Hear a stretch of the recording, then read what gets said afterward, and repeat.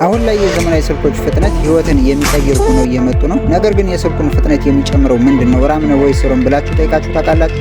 ብዙዎቻችን ስልክ ስንገዛ 4 ጂቢ ራም በ64 ጂቢ ሮም ወይም 6 ጂቢ ራም በ128 ጂቢ ሮም ወይም ኢንተርናል ስቶሬጅ የሚሉ የተለያዩ ጽሁፎችን ያለን ወይም ቁጥሮችን እነዚህ ቁጥሮች ምንድናቸው ብላችሁ ጠይቃችሁ ታውቃላችሁ? ሰላም እንዴት ናችሁ? በዚህ ቪዲዮ የስልካችን ዋና መሰረታዊ የሆኑ ራምና ሮም ምን ማለት እንደሆኑ፣ እንዴት እንደሚለያዩ፣ እንዴት የስልካችን ፍጥነት እንደሚወስኑና እንዴት መጨመር እንደምንችል አብረን እንመማራለን። ቪዲዮውን እስከ መጨረሻ ተከታተሉ። ልክ እንደ ኮምፒውተር ሁሉ ዘመናዊ ስልኮች ሁለት ወሳኝ ሚሞሪዎች አላቸው። የመጀመሪያው ራም ተብሎ ይጠራል።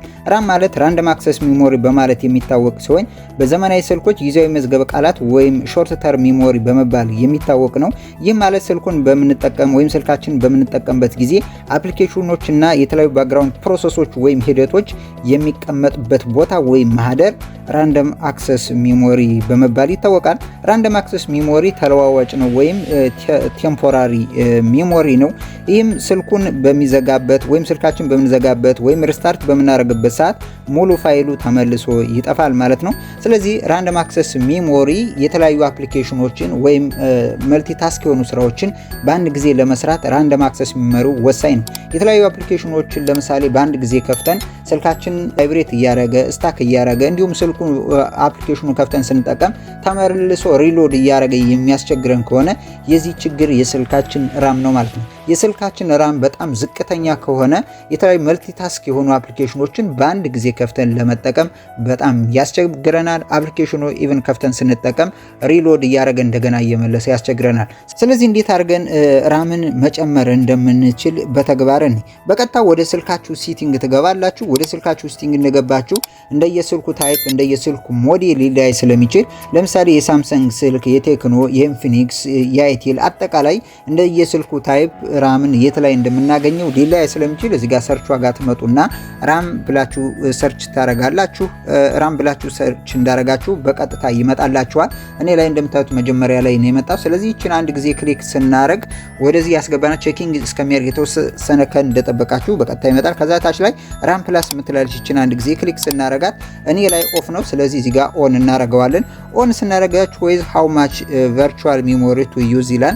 ስለዚህ እዚህ ጋር አንድ ልብ ልትሉት የሚገባው ኤክስፓንድ ወይም መጨመር የምንችለው ፊዚካል ራሙን ሳይሆን ቨርቹዋል ራሙን ነው። ስለዚህ ጋር 2 ጂቢ ላይ ነው ያለ።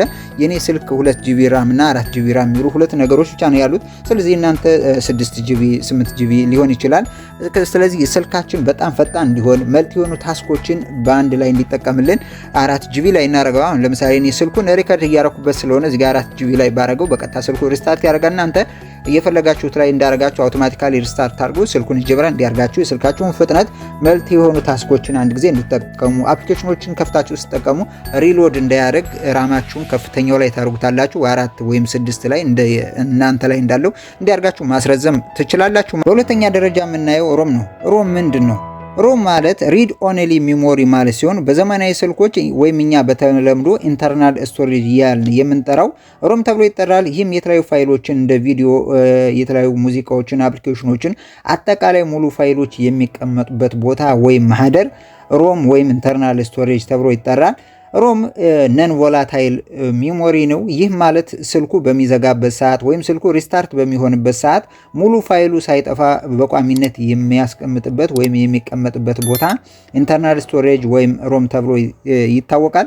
ስለዚህ ስልካችን ሮም ወይም ኢንተርናል ስቶሬጅ በሚሞላበት ሰዓት የተለያዩ ፋይሎችን ወይም አፕሊኬሽኖችን ከሰዎች ወይም እኛ ዳውንሎድ ማድረግ አንችልም ማለት ነው። እንዴት አድርገን ሮም ወይም ኢንተርናል ስቶሬጅን መጨመር እንችላለን የሚለው እናያለን። ሮምን ለመጨመር የተለያዩ ዘዴዎች አሉ። የመጀመሪያው ሲዲ ካርድ ወይም ሚሞሪ የምንለው ኤክስተርናል ሚሞሪ በመጨመር ኢንተርናል ስቶሬጁን ኤክስፓንድ በማድረግ ብዙ ፋይሎችን መቀበል ወይም ማውረድ እንችላለን። ጉግል ድራይቭ እንደ ሜጋ እንደ ዋን ድራይቭ የመሳሰሉትን በመጠቀም ብዙ ፋይሎችን መቀበል እንችላለን። ዩኤስቢ ኦቲጂ ፍላሽ ወይም እኛ ፍላሽ ብለን የምንጠራው እሱን በማስገባት ኤክስተርናል ስቶሬጅ በመጠቀም ሙሉ ብዙ ፋይሎችን መቀበል ወይም ማውረድ እንችላለን ማለት ነው። አጠቃላይ እንግዲህ የስልካችሁን ፍጥነት ለመጨመር ብዙ መረጃዎችን ለማከማቸት ሁለቱ ሚሞሪዎች መሰረታዊ ናቸው ማለት ነው። ቪዲዮ ጠቃሚ ሆኖ ካገኛችሁት ላይክ አድርጉ። ሁሌም የምንለቃችሁ ጠቃሚ ቴክኖሎጂ መረጃዎች እንዲደርሷችሁ ሳብስክራይብ እንዲሁም የደወል ምልክቷን መንካታችሁን አትርሱ። ይመቻችሁ።